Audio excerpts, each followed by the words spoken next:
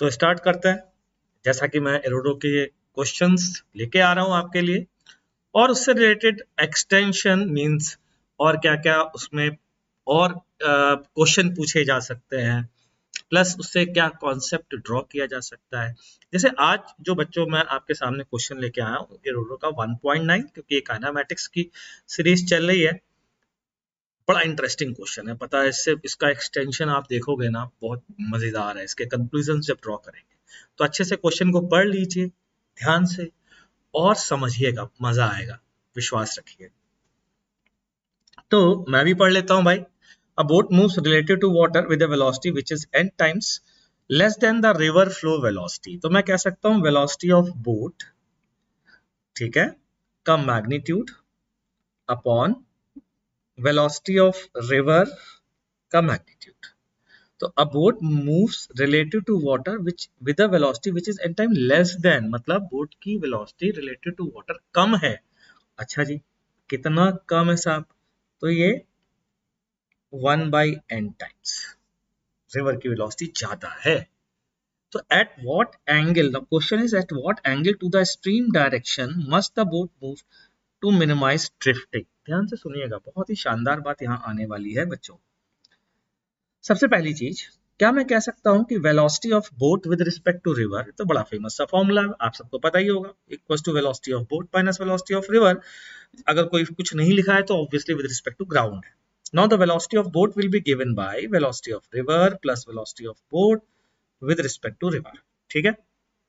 Now velocity of river का magnitude मैं represent कर देता हूं साहब v से, और velocity of बोट का मैग्नीट्यूड रिप्रेजेंट कर देता हूं u से। v बड़ा है, ध्यान रखिएगा, ठीक है। Triangle rule of vector addition बच्चों पढ़ा है। वेलोसिटी ऑफ रिवर मैंने ड्रॉ कर दी v, ठीक, ये ड्रॉ कर दी। अब इसमें क्या ऐड करना है? Velocity of boat with respect to river. ध्यान से सुनना भाई, बड़ी मजेदार बात है।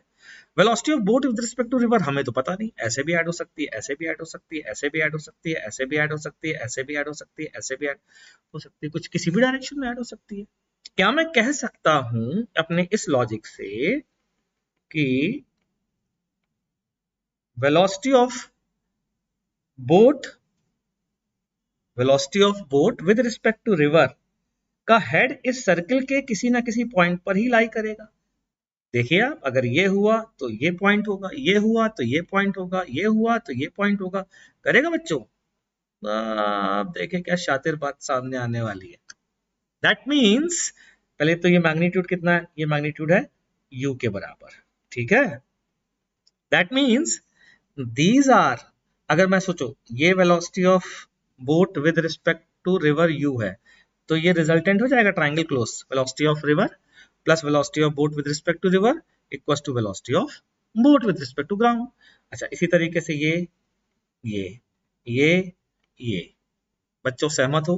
तो क्या मैं कह सकता हूं these are all possible values of velocity of boat with respect to ground? क्या मैं ये कह सकता हूं? दीज आर, मैं ड्रॉ कर देता हूं बच्चों, ये थोड़े दूसरे कलर से ड्रॉ कर देता हूं। These are all possible values of velocity of boat with respect to ground। Clear है? आगे देखिएगा। अब अगर ये रिवर है, ध्यान से सुनिएगा, ये रिवर है, यहां पर बोट है पॉइंट ए पर, और आपको ड्रिफ्ट मिनिमाइज करनी तो बताइए velocity of boat with respect to ground, velocity of boat with respect to ground में ये वाला एंगल, या उल्टा पूछता हूं बच्चों, ये वाला एंगल अगर आप x को कम करना चाहते हैं तो आप थीटा को बढ़ाना चाहेंगे ना बच्चों? ज्यादा से ज्यादा करना चाहेंगे कि नहीं करना चाहेंगे? सोचिए, ये जितना ज्यादा होगा क्योंकि ये velocity of boat with respect to ground है, बोट इसी के डायरेक्शन में चलेगी, यहां पहुंच जाएगी, थीटा और बढ़ाओगे तो यहां पहुंचेगी, थीटा और बढ़ाओगे तो यहां पहुंचेगी, x कम होता चला जा रहा है। That means velocity of boat with respect to ground का रिवर के डायरेक्शन से जितना एंगल ज्यादा होगा ड्रिफ्ट उतनी कम होगी। अब वापस आ जाइए, these are all possible values of velocity of boat with respect to ground। इससे ऊपर आप जा सकते हैं क्या ट्रायंगल क्लोज करने के लिए? नहीं। तो आप मेरे हिसाब से तो आप समझ गए होंगे कि क्या होने वाला है। मेरे हिसाब से टेंजेंट जो होगी इस सर्किल पर वो मैक्सिमम एंगल बनाएगी और उस समय ड्रिफ्ट मिनिमम होगी। At what angle to the stream direction must the boat moves to minimize drifting. अब बोट का डायरेक्शन पूछा है, ओके कोई बात नहीं, बोट का डायरेक्शन इसके परपेंडिकुलर, मतलब यही तो था velocity of boat with respect to river जो रिप्रेजेंट कर रहा था। तो किस तरफ बोट को रखना पड़ेगा आपको बताना है। At what angle to the stream direction must the boat move to minimize drifting. Boat को ऐसे चलाइए। अगर अल्फा पूछा गया है तो आप अल्फा भी बता सकते हैं, because this is u, this is v. Now what is sine alpha बच्चों?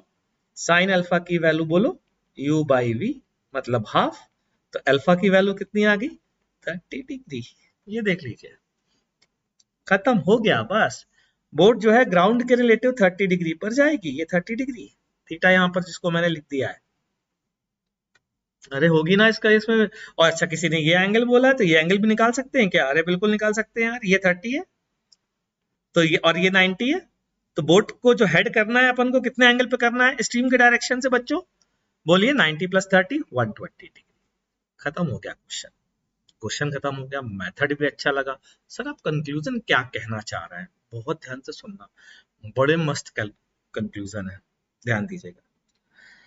इससे एक बात और समझ में आती है कि ऐसे केस में जिसमें मैंने ये सर्कल बनाया है बच्चों, ठीक है मैक्सिमम तो समझ में आ गया। अब मैक्सिमम से कम ड्रिफ्ट पर क्या होगा, ये बड़ा मजेदार है।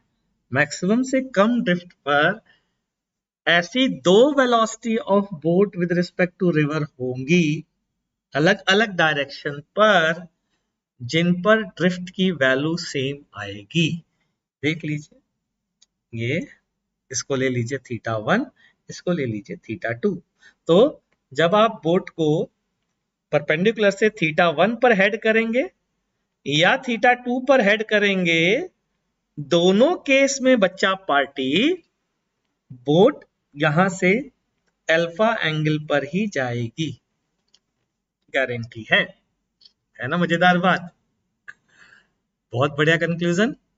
और सोचिए आपने एक थ्योरम बनी है, सुनी है मैथ्स में, अगर सुनी है तो ये लेंथ और ये लेंथ का मल्टीप्लिकेशन इस लेंथ के बराबर होता है। तो वेलोसिटी ऑफ, एक केस में velocity of boat with respect to ground v1 है, एक केस में velocity of boat with respect to ground v2 है। बड़ा वाला भैया, ये वाला दोनों केस में ड्रिफ्ट सेम आ रही है। तो बताइए मिनिमम ड्रिफ्ट के केस में, क्वेश्चन पूछा गया तो बताइए मिनिमम ड्रिफ्ट के केस में velocity of boat with respect to ground क्या होगी? तो आंसर क्या होगा? Root v1 v2।